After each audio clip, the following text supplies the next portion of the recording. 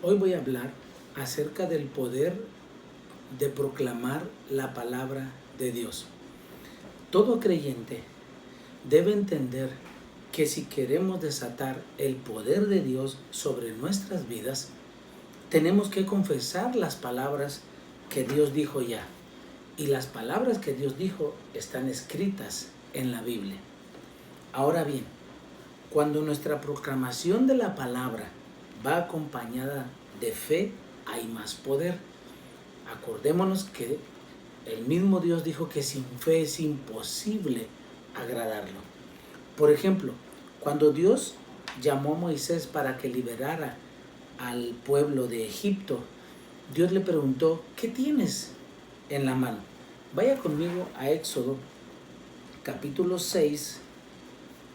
Vamos a ver la historia. Éxodo capítulo 6. No, Éxodo 4, perdón. Éxodo 4. Y vamos a ver del versículo 1 en adelante.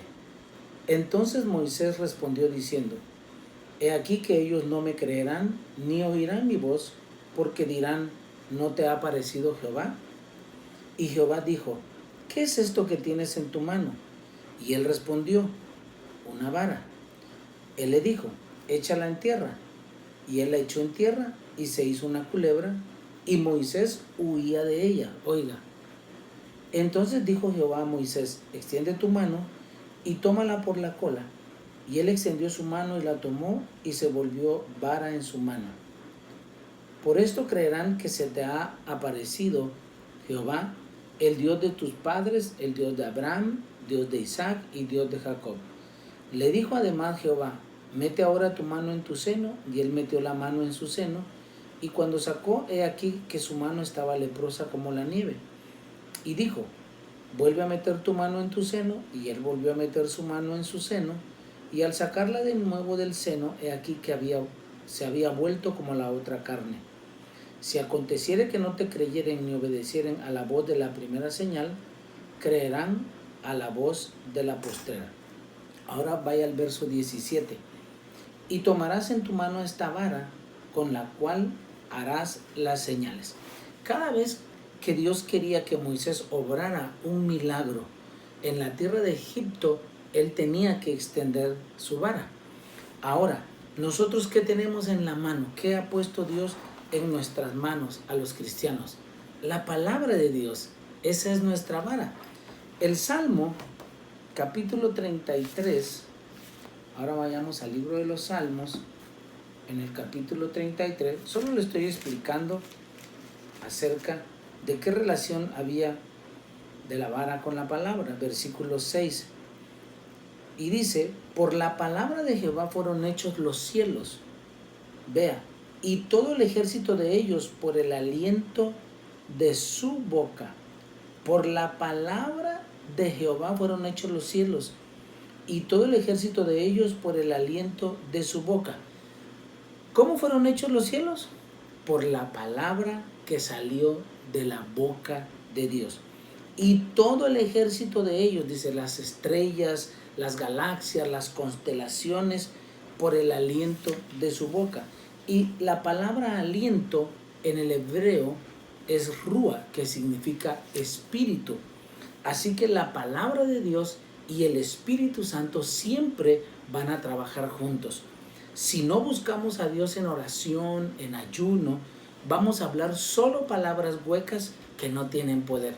Usted por eso va a encontrar a muchos predicadores que dan mensajes, dan bonitas palabras, pero que no transforman la vida de la persona que la escucha. Sin embargo, cuando el mensaje está ungido y el mensajero está ungido porque habla la palabra de Dios y el Espíritu Santo está conjugándose, entonces Dios va a transformar las vidas. Segunda de Corintios capítulo 3 dice lo siguiente, en el versículo 5. No que seamos competentes, dice Pablo, por nosotros mismos para pensar algo como de nosotros mismos, sino que nuestra competencia proviene de Dios, el cual asimismo nos hizo ministros competentes de un nuevo pacto, no de letra, no de la letra, sino del espíritu, porque la letra mata, mas el espíritu vivifica. Escuche, la letra mata, mas el espíritu vivifica. Entonces, vamos a ver que la palabra de Dios es la que da forma a la creación. La palabra de Dios es la que sustenta todo lo que Él ha dicho. Entonces, recordemos que la palabra sola sin el espíritu está muerta. Proclamar la palabra de Dios requiere confianza y valor. No es para la gente tímida. Por eso la Biblia dice que el reino de los cielos sufre violencia y los violentos lo arrebatan. Ahora, antes que podamos proclamar la palabra de Dios, tenemos que aprender a tener temor a la misma palabra. Así como Moisés, mire, tuvo temor cuando echó la vara en el suelo y se convirtió en culebra. Ahora, usted pensará que yo estoy exagerando, pero la misma palabra de Dios lo dice, que debemos de tener temor. Moisés tenía temor porque cuando él echó la vara se convirtió en una culebra y tanto temor tenía que huyó de ella. Isaías capítulo 66 dice lo siguiente. Isaías 66, 1 y 2. Jehová dijo así: el cielo es mi trono y la tierra estrado de mis pies. ¿Dónde está la casa que me habéis de edificar y dónde el lugar de mi reposo? Mi mano hizo todas las cosas y así todas las cosas fueron, dice Jehová. Pero miraré a aquel, escucha a quién mira a Dios, que es pobre y humilde de espíritu y que tiembla a mi palabra. Observe a quién Dios va a mirar, sobre quién Dios va a poner sus ojos, sobre aquellos que tiemblan ante su palabra. Mire, seamos honestos. Hoy en día hay una gran falta de temor en las iglesias hacia la palabra de Dios. La conocemos tan bien y la citamos tan frecuentemente que ya no mostramos respeto ni reverencia por la palabra. Yo le voy a dar algunas razones por las cuales deberíamos de temblar ante la palabra de Dios. San Juan, capítulo 12, el Señor Jesús dijo lo siguiente. San Juan 12, versículos 47 y 48. Al que oye mis palabras y no las guarda, yo no le juzgo, porque no he venido a juzgar al mundo, sino a salvar al mundo. Mire qué importante.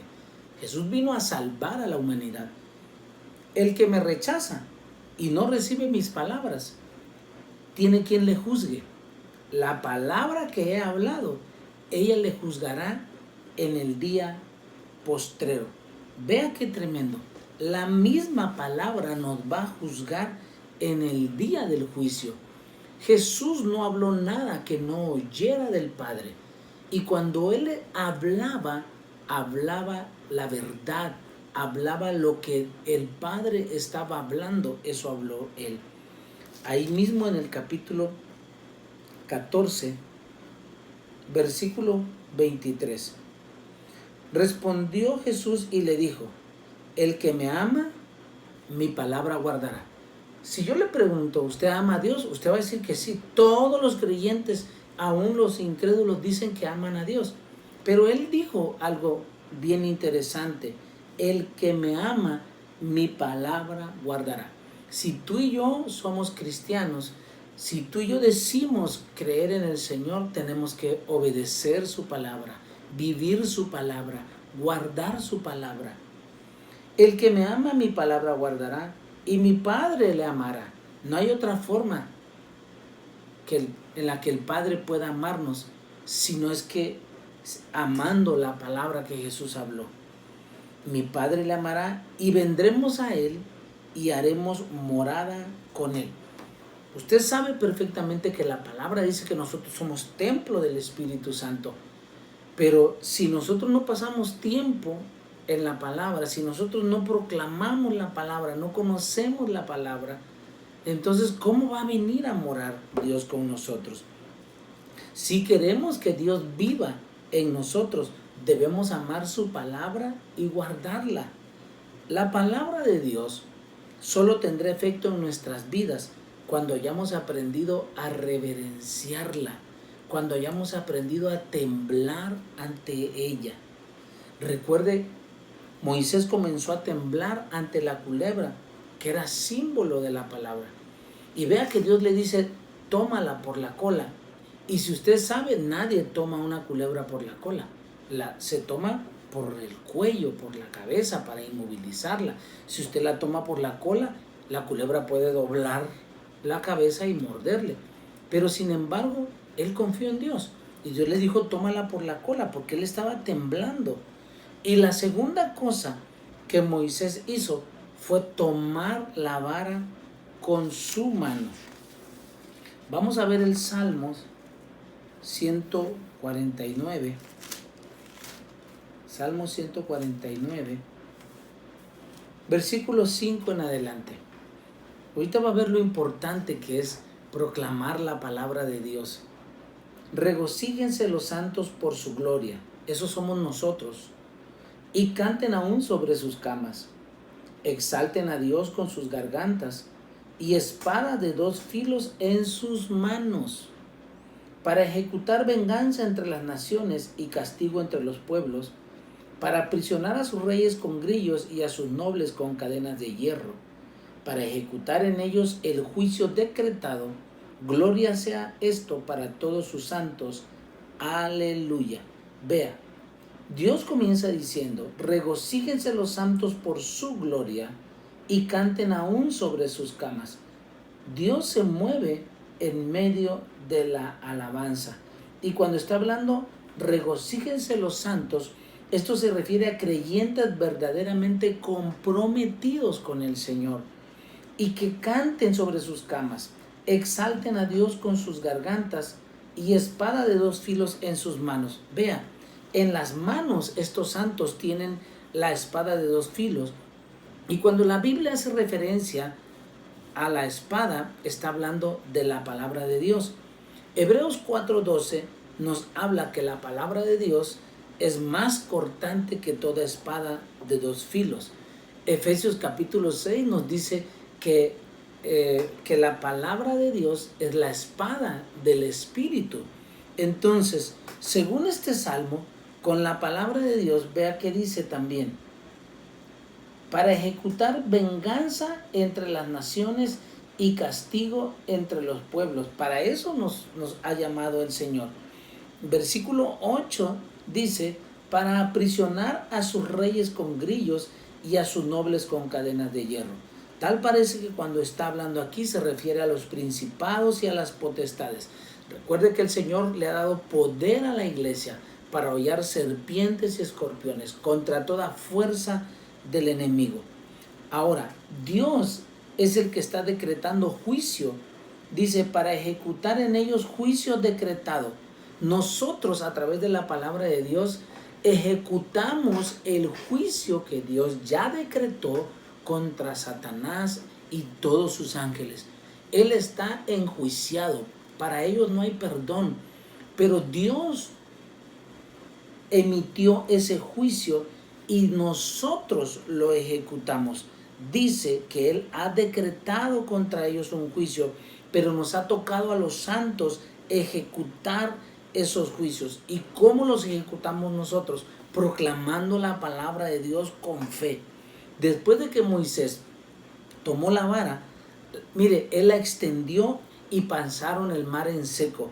Ejecutó la autoridad que Dios le había dado a través de esa vara.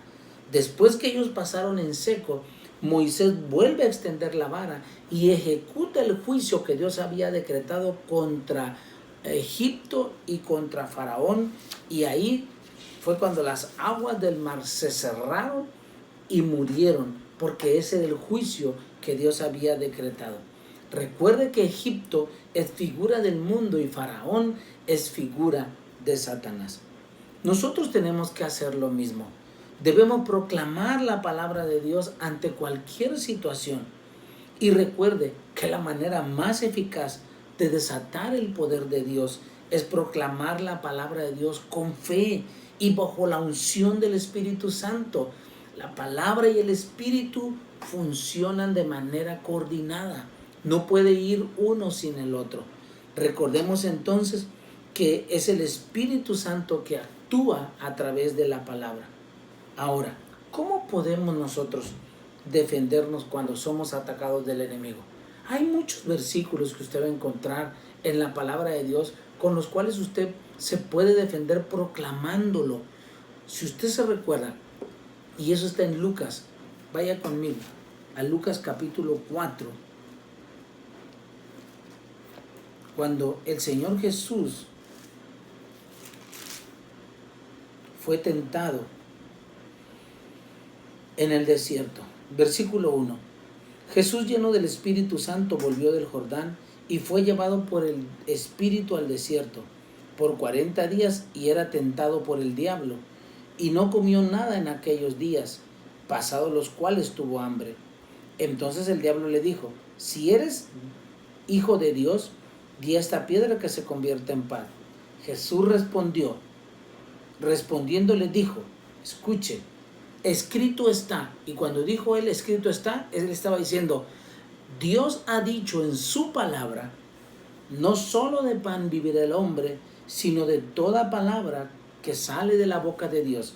Y eso lo había dicho Dios en Deuteronomio capítulo 8, verso 3.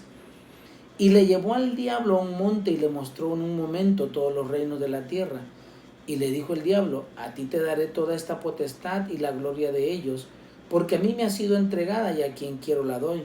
Si postrado me adoras, todos serán tuyos. Y respondiendo Jesús le dijo: vete, Satanás, porque escrito está. Otra vez, Jesús proclamó la palabra que ya estaba escrita, que Dios ya había dicho. Y le dijo: al Señor tu Dios adorarás y a Él solo servirás. Y esto está en Deuteronomio capítulo 6, versículo 13. Y le llevó a Jerusalén y le puso sobre el pináculo del templo y le dijo: si eres hijo de Dios, échate de aquí abajo, porque escrito está. Mire, este sí salió mejor. Ahora él utilizó lo que Dios había dicho, pero lo dijo mal, lo distorsionó. A sus ángeles mandará cerca de ti que te guarden, y en las manos te sostendrán para que no tropieces con tu pie en piedra. Respondiendo Jesús le dijo, dicho está, o sea, escrito está, no tentarás al Señor tu Dios.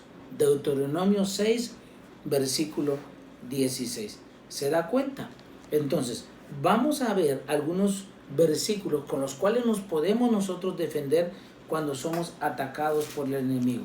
El Salmo 118, versículo 7, es un buen salmo para que nosotros lo declaremos todos los días, porque hay alguien que quiere matarnos física, espiritualmente, moralmente, económicamente, de todas las maneras habidas y por haber.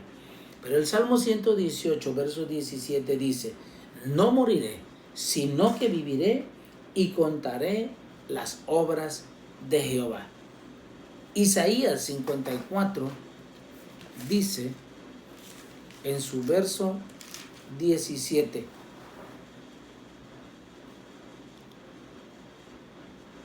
desde el 15, si alguno conspirare contra ti, lo hará sin mí, ha dicho Dios. El que contra ti conspirare, delante de ti caerá.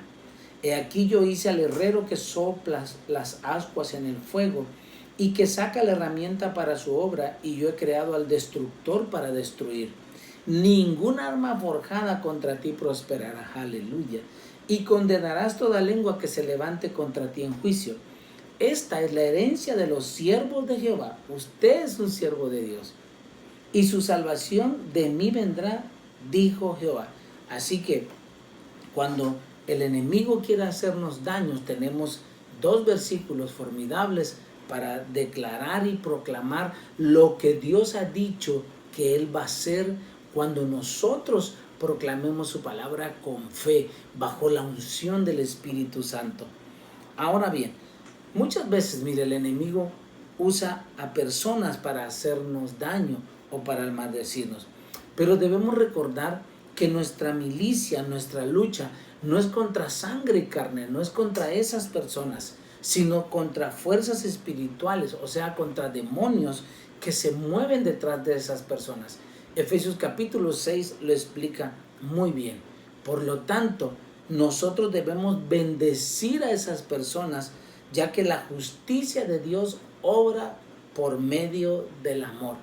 Mire, ojo, porque a veces nosotros nos enojamos con esas personas que nos quieren hacer daño y hablamos muchas cosas. A mí me ha pasado, pero después el Señor me llevó a la palabra y entendí que si yo quiero que la justicia de Dios obre, solo obra a través del amor. Por eso Jesús nos dijo: bendigan a los que los maldicen, oren por los que los persiguen y los ultrajan. Y uno dice, wow, porque entonces Dios va a obrar aún a favor de esas personas, porque Dios sabe que no son las personas, sino lo que se mueve detrás de ellos. Así que de ahora en adelante no es mi esposa el enemigo, no es mi esposo el enemigo, no es mi suegra la enemiga, o sea, no es el pastor, no es el líder. Son las cosas, los espíritus que se están moviendo detrás de esas personas, detrás del problema. Siempre va a haber algo espiritual. Ahora, si tenemos alguna necesidad financiera, vamos a 2 de Corintios, capítulo 9, versículo 8. Y poderoso es Dios, dice, para hacer que abunde en vosotros toda gracia, a fin de que teniendo siempre en todas las cosas todo lo suficiente, abundes para toda buena obra. Dice que poderoso es Dios, amén, para hacer que abunde en nosotros toda gracia. Él sabe lo que necesitamos. Él va a abrir las ventanas de los cielos. Él va a derramar bendición hasta que sobreabunde en nuestras vidas. Y teniendo siempre todas las cosas lo suficiente, abundemos, tengamos en abundancia para toda buena obra. Muchas veces somos desafiados por Dios para hacer algo que para nosotros parece imposible, pero hay un versículo que usted se lo sabe de memoria, Filipenses 4:13, todo lo puedo en Cristo que me fortalece. No es en nuestras fuerzas, es en Cristo. Él nos fortalece. Dios nos va a llevar a hacer cosas, proyectos que uno dice, no, pero ¿cómo le voy a hacer? No va a alcanzar. Usted tiene que declarar la palabra de Dios. Todo lo puedo en Cristo. Es en las fuerzas de Él, es en el poder de Él, es en la sabiduría de Él, es todo en Él. Nosotros no somos nada. Es más, verdaderamente no significamos nada si Él no está con nosotros. Así que para ser sanados tenemos la proclamación en Primera de Pedro, capítulo 2, Primera de Pedro 2, versículo 24. Quien llevó él mismo nuestros pecados en su cuerpo sobre el madero. ¿De quién está hablando? De Jesús. Para que nosotros, estando muertos a los pecados, vivamos a la justicia, y por cuya herida fuimos sanados. Vean, está hablando en tiempo pasado. Él pagó hace 2000 años por nuestras enfermedades, por nuestros pecados, y Él fue la justicia por la cual Dios, a través de sus heridas, sanó todas las enfermedades de nosotros. Este versículo lo podemos proclamar. Tiene que ver con Isaías 53:5. Él llevó en sí mismo nuestros pecados para que nosotros, estando muertos a los pecados, vivamos a la justicia, y por cuya herida fuimos nosotros sanados. Aleluya. Ve lo importante que es proclamar la palabra de Dios. Tenemos que hablarla, declararla, y proclamar es anunciarla a los cuatro vientos. La palabra de Dios es creativa. La palabra de Dios dice que Él envió su palabra y nos sanó.